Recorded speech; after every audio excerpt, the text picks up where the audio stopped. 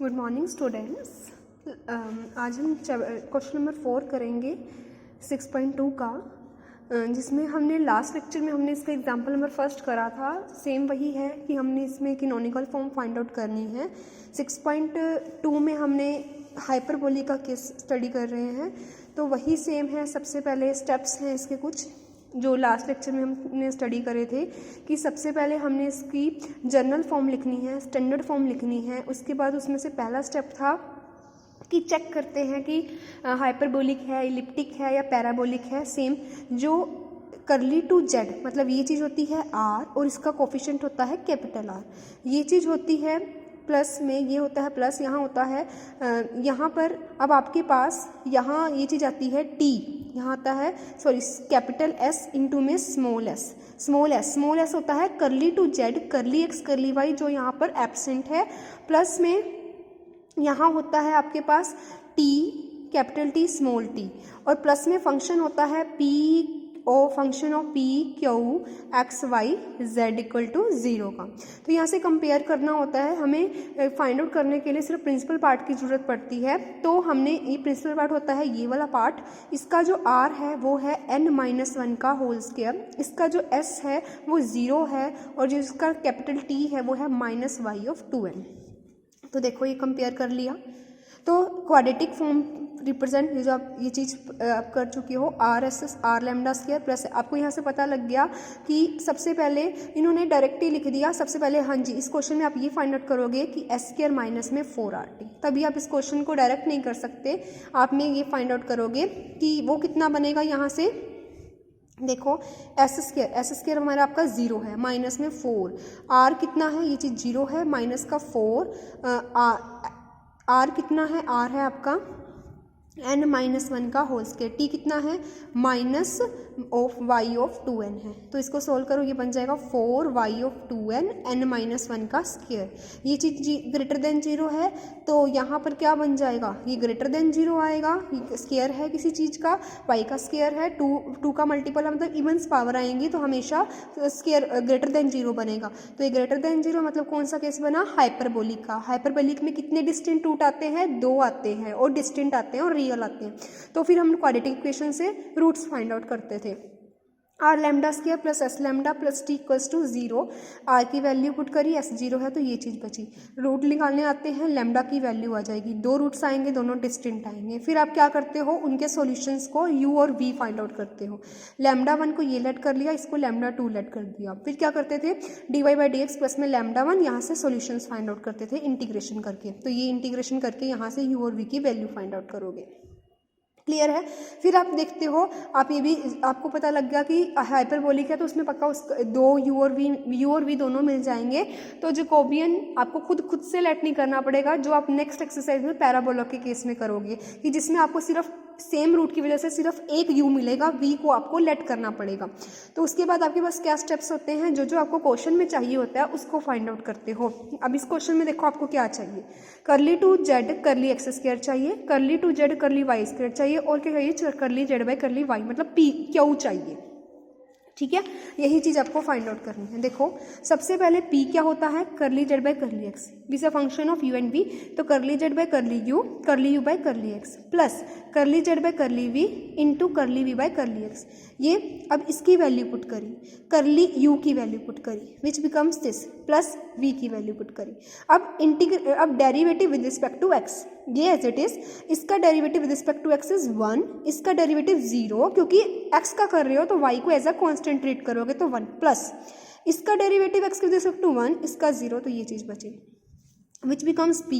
और ये किसके इक्वल होता है, ये चीज़ आती है करली, इसको ये चीज़ लिख सकते हो और भी लिख सकते हो इसको। अगर मैं करली बाय करली x पूछूँ तो इसकी वैल्यू आएगी करली बाय करली u प्लस में करली बाय करली v। आप लास्ट लेक्चर में कर चुके हो।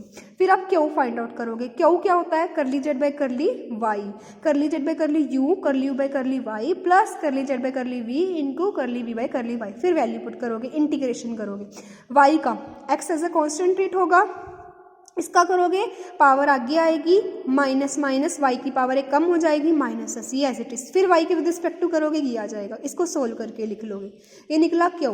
सेम आपके पास यहाँ से क्यू आ जाएगा और यहाँ से आप ये भी निकाल सकते हो, करली बाय करली वाई कितना आएगा, वो आएगा n माइनस 1 इंटू वाई की माइनस 1 इंटू में curly by curly U into curly by curly V, क्योंकि आप जेड को कॉमन ले लोगे। फिर आर निकालोगे, आर के लिए किसकी जरूरत होती है, करली टू जेड करली एक्स के, किसकी जरूरत होगी, करली बाय करली एक्स की। तो ये आपने निकाल दिया, यहाँ से वैल्यू पुट कर दी और इसकी वैल्यू पुट कर दी, सॉल्व करा। फिर टी के लिए वाई की जरूरत होती है, ये मैंने यहाँ से वाई निकाल दिया, मल्टीप्लाई करोगे तो यहाँ से ये चीज़ आ जाएगी आपके पास।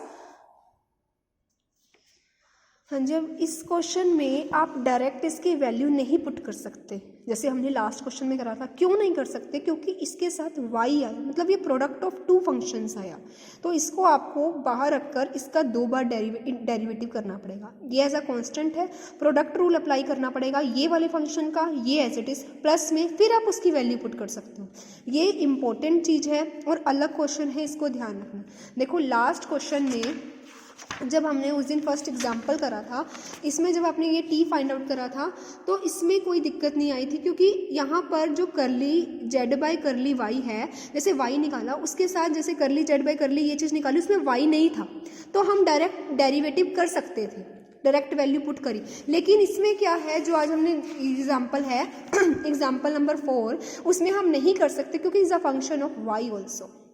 2 फंक्शन आए तो 2 बार डेरिवेटिव, इसका प्रोडक्ट रूल अप्लाई होगा, ये एज इट इज, ये कांस्टेंट है, इसका डेरिवेटिव पावर आ गया -1, ये एज इट इज प्लस ये एज इट इज इसका वाई। अब यहाँ वैल्यू पुट कर सकते हो आप, क्लियर हुआ। फिर इसके बाद दोबारा से वही, जैसे y के विद रिस्पेक्ट टू करना होता है तो क्या करते हो, u से मल्टीप्लाई और v, वही सेम u, जैसे अब आपने ये चीज़ करी थी, जैसे आपने करली बाय करली y निकाला था तो क्या करा था, करली by curly u into Y, फिर करली by curly v into Y, वही सेम चीज़ इसमें ये चीज़ करोगे, वैल्यू पुट करोगे, ये as it is curly by curly u into Y, ये z की तरह ट्रीट हो जाएगा, प्लस में v इंटू वाई, वही सारा स्टेप होगा, सिर्फ इसमें एक स्टेप आपको ज़्यादा करना पड़ा, उस चीज़ का ध्यान रखना।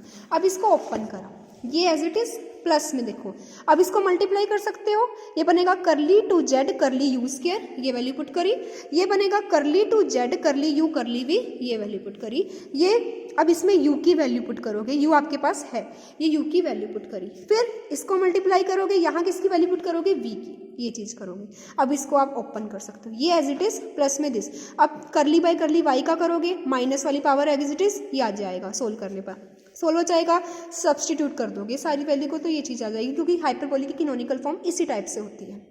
लेकिन इसमें एक नई चीज़ और है, अगर आपसे पूछा हो कि इसका जर्नल सॉल्यूशन फाइंड आउट करो, जर्नल सॉल्यूशन मतलब जेड की फॉर्म क्या होती है, तो which is the required form की n 0 नहीं होना चाहिए, क्योंकि अगर n 0 हो गया तो ये पूरा फंक्शन 0 बन जाएगा। तो ये इसकी रिक्वायर्ड, अब इसका जर्नल सॉल्यूशन मतलब इसका डेरिवेटिव करना, कितनी बार करना पड़ेगा, 2 बार, एक बार u के विद रिस्पेक्ट टू और एक बार v के विद रिस्पेक्ट टू, तभी इसका आएगा। सबसे पहले v के विद रिस्पेक्ट टू करा, तो जब v के विद रिस्पेक्ट टू करोगे, सॉरी इंटीग्रेशन करना पड़ेगा, डेरिवेटिव एंटी होते हैं आपस में दोनों, तो अगर जेड लाना है मतलब डेरिवेटिव हटाना है तो आपको इंटीग्रेशन करना पड़ेगा इसका, integration third with respect to v, तो किसका कोफिशिएंट आएगा, कांस्टेंट आएगा u का, फिर किसके विद रिस्पेक्ट टू करोगे u के, फिर किसका आएगा कोफिशिएंट ऑफ v का, तो g ऑफ u प्लस में g ऑफ v, और लास्ट में क्या करोगे, u की और v की वहां पर वैल्यू पुट कर दोगे। देखो ये आया, z वैल्यू निकाली, phi of u plus phi of v आ गया ये आपके पास, इसको भी एक नया नाम दे दिया फाई ऑफ u का, तो इसकी वैल्यू पुट कर दी, तो आपका ये जनरल सॉल्यूशन आ जाएगा, क्लियर। उसके बाद इसमें नोट है कि 4 and 1 equation first is this and r 0, तो ये आपकी क्या बन जाएगी, पैराबोला में कन्वर्ट हो जाएगी, तो इसका सॉल्यूशन इस टाइप से आ जाएगा। तो नेक्स्ट लेक्चर में हम इसकी नेक्स्ट एक्सरसाइज करेंगे 6.3। Thank you.